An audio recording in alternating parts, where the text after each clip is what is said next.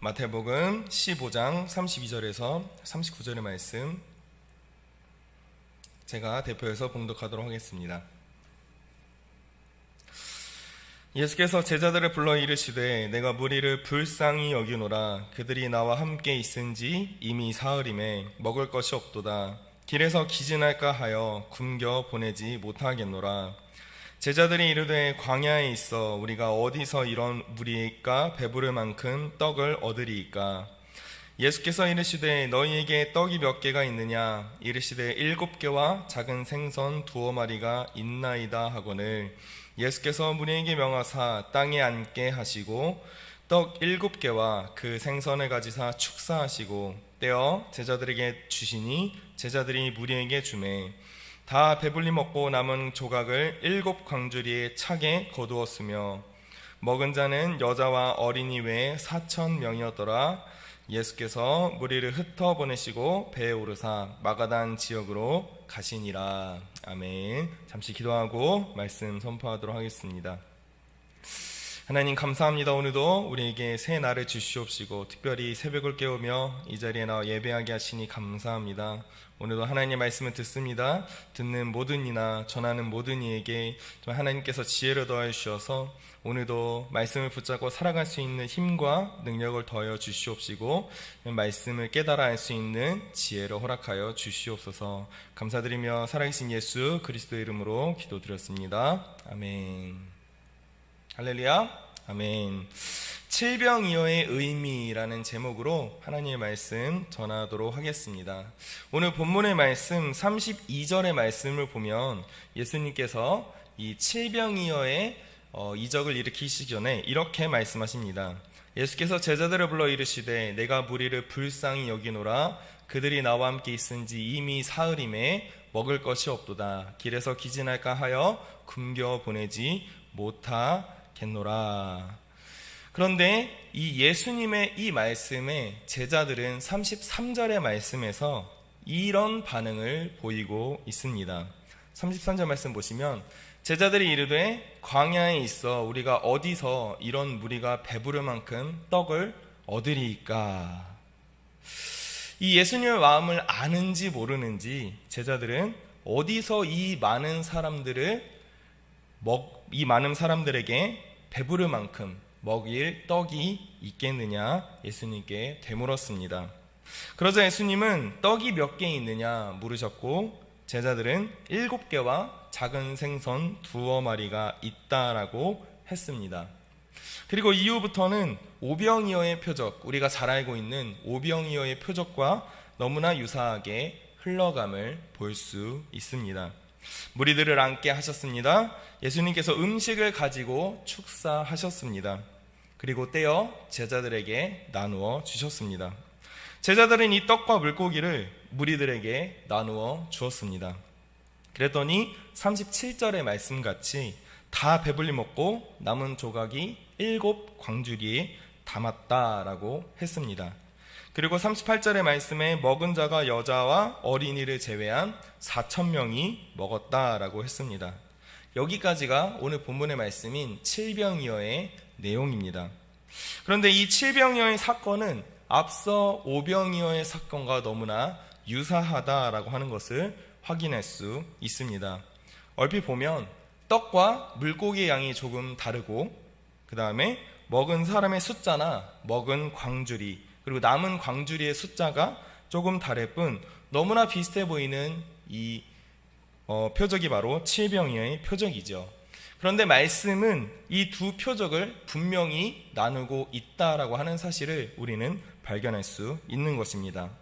이것은 곧 하나님께서 이 칠병이어의 표적을 통해서도 우리에게 말씀하시는 것이 분명히 있다라고 하는 것을 우리에게 전해주시는 것이지요. 그래서 우리는 오늘 본문의 말씀을 통해서 크게 두 가지의 의미를 함께 나누어 보도록 하겠습니다. 먼저 첫 번째는 본문의 말씀을 통해서 예수님의 긍휼과 사랑을 더욱 풍성하게 나타내기 위함이었다라는 것입니다. 하나 넘겨주시면 예수님의 긍휼과 사랑이 더욱 풍성함을 나타내기 위함이었다는 그 의미가 담겨 있습니다. 오늘 본문의 무리들은 대부분 이방인들이었습니다. 그래서 이들은 가나안 여인의 딸을 고쳐주신 그 사건 이후에 예수님을 따라온 사람들이었고, 이를 불쌍히 여기신 예수님께서 그들을 치료해 주셨음을 우리 본문의 말씀 15장 29절에서 31절 말씀에 확인할 수 있습니다. 또한 37절에 광주리라는 단어가 나오는데, 그 단어의 원어의 의미를 보면 오병이어에서 남은 음식을 거두었던 바구니는 유대인들이 사용하는 그러한 바구니를 의미하는 것인데, 오늘 본문의 말씀 37절의 광주리는 이방인들이 사용하는 광주리의 의미를 담고 있습니다. 이를 통해서도 무리들의 대부분이 다 이방인들이었다라고 하는 것을 우리는 확인할 수 있는 것이지요. 예수님께서는 오병이어 때나 칠병이어 때에 무리를 불쌍히 여기시는 마음이 동일하셨습니다. 다시 한번 32절 말씀을 보겠습니다. 우리 같이 한번 이 빨간색 글씨까지 함께 읽어보도록 하겠습니다. 시작. 예수께서 제자들을 불러 이르시되 내가 무리를 불쌍히 여기노라. 아멘. 예수님의 마음은 그냥 잘 못 먹고 못 사는 사람들을 보며 느끼는 연민의 수준이 아니었습니다. 여기서 불쌍히 여긴다고 하는 이 의미는 심장 혹은 내장, 내 안에 있는 여러 장기들이 아려울 정도로 찢어지는 마음을 가지고 그들을 불쌍히 여기며 사랑하는 긍휼의 마음, 바로 하나님의 마음을 가지고 이들을 불쌍히 여기셨다는 것입니다. 가나안 여인에게 자녀가 먹는 떡을 취하여 개들에게 던짐이 마땅하지 않다고 하셨던 예수님의 말씀 후에 이 여인의 믿음을 보시고 예수님께서는 어떻게 말씀을 하셨습니까? 우리 15장 28절 말씀 같이 한번 읽어보도록 하겠습니다. 함께 읽습니다. 시작. 예수께서 대답하여 이르시되 여자여 내 믿음이 크도다. 내 소원대로 되리라 하시니 그때로부터 그의 딸이 나으니라. 아멘. 결국 칠병이어의 표적을 예수님께서 주신 이유, 그리고 마태복음의 저자인 이 마태가 칠병이어의 표적을 기록한 첫 번째 의미는 무리를 향하여, 이방인들로 구성된 무리를 향하여 변함없이 뜨거운 사랑과 긍휼을 주시는 예수님을 나타내기 위함이었다라고 하는 것을 우리는 발견할 수 있는 것입니다. 예수님의 사랑은 언제나 변함이 없습니다. 믿으십니까? 아멘. 대상의 구분도 없으십니다. 이 긍휼과 사랑이 친히 자신을 내어주어 십자가에 못 박혀 죽으심으로 그 완전한 사랑이 나타남을 우리는 확인할 수 있습니다. 그래서 로마서 5장 8절에서는 이렇게 말씀하고 있습니다. 같이 한번 읽습니다. 시작. 우리가 아직 죄인 되었을 때에 그리스도께서 우리를 위하여 죽으심으로 하나님께서 우리에 대한 자기의 사랑을 확증하셨느니라. 아멘. 이를 믿는 자에게 구원이 있습니다. 믿으십니까? 아멘. 예수 그리스도의 긍휼과 사랑으로 인하여 기쁨과 감사함이 넘치게 됨을 우리는 확인할 수 있는 것입니다. 이 자리에서 예배를 드리시는 모든 성도님들께 예수 그리스도의 이 긍휼과 사랑으로 인하여 우리의 모든 삶 가운데 기쁨과 감사함이 넘칠 수 있는 우리 모두가 될 수 있기를 간절히 소망합니다. 나의 삶 가운데 이러한 기쁨이 그리고 감사함이 있는지 함께 돌아보시기를 간절히 소망합니다. 그리고 이런 기쁨과 감사함이 없다면, 예수님께서 나를 향해 주신 긍휼과 사랑의 마음에 대하여 기쁨과 감사함이 없다면 지금 이 자리에서 기도하시며 이 기쁨과 감사를 누릴 수 있게 해달라고 위해서 간절히 기도하시기를 소망합니다. 예수 그리스도의 사랑은 믿는 우리에게 언제나 함께 있다는 것을 기억하시는 우리 모두가 될 수 있기를 간절히 소망합니다. 아멘. 또 하나의 의미가 있습니다. 넘겨주시고 2번 의미를 보도록 하겠습니다. 두 번째 의미는 이방인 역시 표적을 통해서 예수님을 믿게 하기 위함이었다라고 하는 것입니다. 이는 제자들이 무리를 대하는 마음을 통하여서 더욱더 분명히 확인할 수 있습니다. 분명히 제자들은 오병이어의 때와 굉장히 다른 마음을 가지고 있었습니다. 어떻게 달랐습니까? 오병이어에서는 제자들이 먼저 예수님께 무리들이 먹을 것이 없다, 그리고 마을로 돌려보내고 싶습니다 라고 요청을 하였지만, 이 칠병이어에서는 예수님께서 먼저 제자들에게 말씀을 하셨다는 것을 우리는 확인할 수 있습니다. 이것이 어떤 차이가 있을까요? 예수님께서는 오병이어의 때와 마찬가지로 자신의 모인 무리들을 불쌍히 여기셨다, 아까 말했습니다. 하지만 제자들은 오병이어의 때와 많이 달랐죠. 오병이어의 때 제자들은 마태복음 14장 15절 말씀에서 이렇게 예수님께 반응을 보이고 있습니다. 제가 읽겠습니다. 저녁이 되매 제자들이 나와 이르되 이곳은 빈 들이요 때도 이미 저물었으니 무리를 보내어 마을에 들어가 먹을 것을 사 먹게 하소서. 제자들은 예수님이 자신에게 모인 수많은 무리들을 치료해 주실 때 먼저 무리들이 먹을 것이 필요하다는 것을 알았습니다. 그리고 예수님께 찾아가 먼저 요청함을 확인할 수 있죠. 그런데 칠병이어에서의 제자들은 어떻습니까? 먼저 예수님께 요청하지 않았다는 것입니다. 성경학자마다 왜 이 제자들이 이런 반응을 보였을까? 왜 예수님께 먼저 가서 말씀을 드리지 않았을까에 대해서 연구를 했습니다. 그 중에서 가장 많이 내린 결론은 이것이었습니다. 이 무리들의 구성이 대부분 이방인들이었기 때문에 오병이어의 사건과 다르게 제자들은 예수님께 나아가지도 먹을 것을 어떻게 해야 할지도 요청하지 않았다라고 하는 것입니다. 오병이어 때 모였던 무리들은 대부분 유대인들이었습니다. 그래서 제자들은 같은 유대인으로서 마치 가족과 같은 마음으로 그들의 필요를 봤던 것입니다. 하지만 오늘 본문의 무리들은 대부분 이방인들이었기 때문에 이 마음이 없었던 것이지요.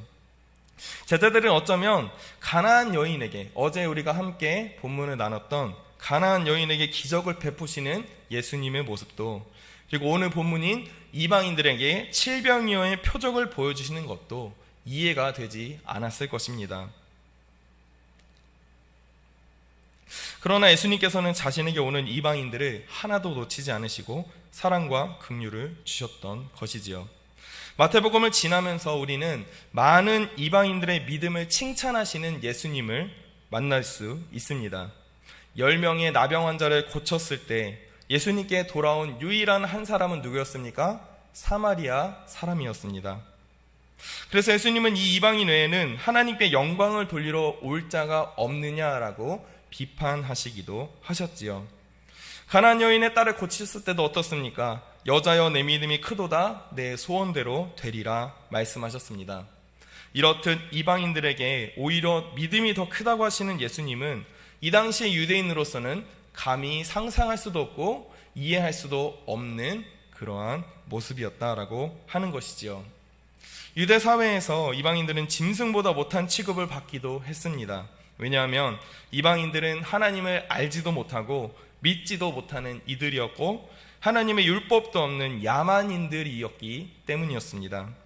선민사상, 하나님께서 우리를 선택하셨다는, 이 자신들만이 하나님의 선택을 받았다는 그러한 생각들로 인해서 예수님의 긍휼과 사랑보다는 이 선민사상이 취하여서, 또한 이방인들에게는 예수님의 표적이 가면 안 된다는 그런 생각이 있었다라고 하는 것을 볼 수 있는 것입니다.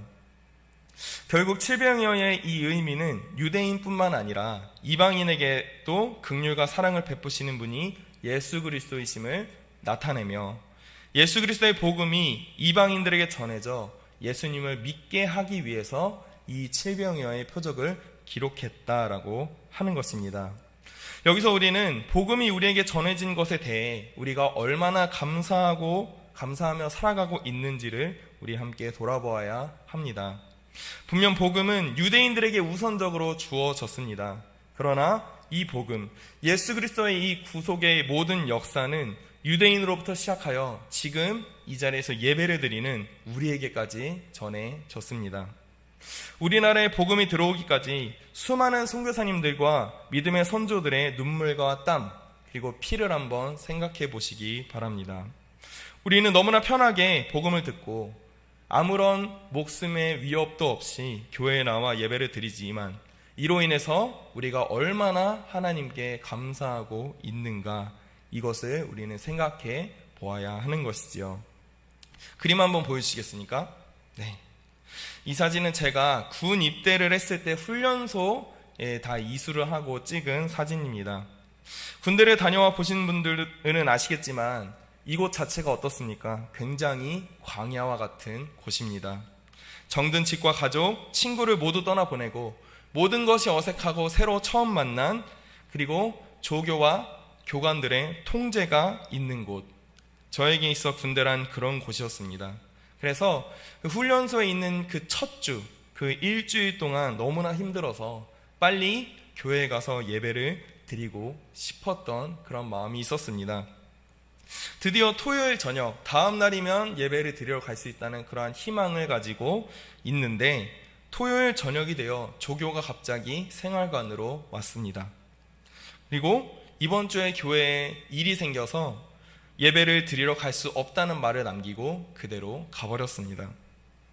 그렇다고 천주교나 불교를 갈 수는 없어 생활관의 주일에 처음으로 교회를 못 가게 되는 그러한 상황이었습니다. 가지고 간 성령만을 의지하여서 하나님께 저 혼자 생활관에서 예배를 드렸습니다. 그리고 그 다음 주가 되어서야 교회에 가서 예배를 드릴 수 있었습니다. 그때 외부 교회에서 찬조가 왔었는데, 이제 찬양팀들이 와서 이제 찬조를 하면서 이제 찬양 인도를 하는데, 그때 불렀던 곡이 무엇인지 아십니까?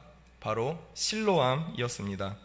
요즘 예배 시간에도 많이 부르시는데, 이 실로암을 부르면 군대를 가신 분들은 알겠지만 난리가 납니다. 막 의자에 올라가서 막 방방 뛰면서 박수 치면서 춤을 추면서 그러면서 이 실로암 찬양을 부릅니다. 그런데 저는 그 가운데에서 뛰며 신나며 방방 의자에 올라가서 뛰는 그 무리들 가운데에서 저는 앉아서 눈물이 멈추지 않는 그러한 경험을 했습니다. 한 주 동안 예배를 드리지 못해 힘들었던 그 모든 날들과 예배를 드리러 나왔다는 그 감격 하나만으로 너무나 신나는 찬양을 불렀음에도 엉엉엉 울면서 하나님께 기도하며 찬양을 했던 기억이 있습니다. 그때 예배의 소중함을 간절히 느끼게 되었던 것이지요. 우리 함께 생각해 보시면 좋겠습니다. 우리에게 있어 예배가 정말 소중하십니까? 복음이 나에게 왔다는 것에 감격하여서 살아가고 계십니까? 이러한 감격과 소중함이 우리 가운데 늘 함께하기를 간절히 소망합니다.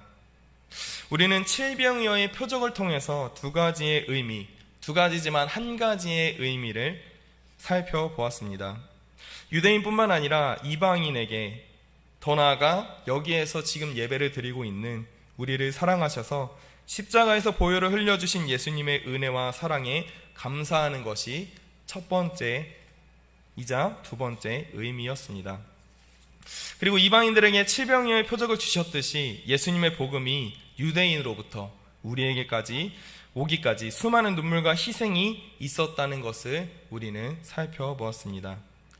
그러면서 예배의 소중함을 잊지 말자는 것을 함께 살펴보았습니다.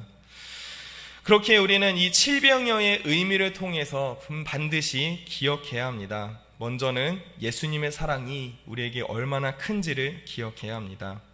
예수님께서는 우리 모두를 위해 십자가에 못 박혀 죽으셨습니다. 그리고 죄와 사망의 권세를 이기시고 부활하셨습니다.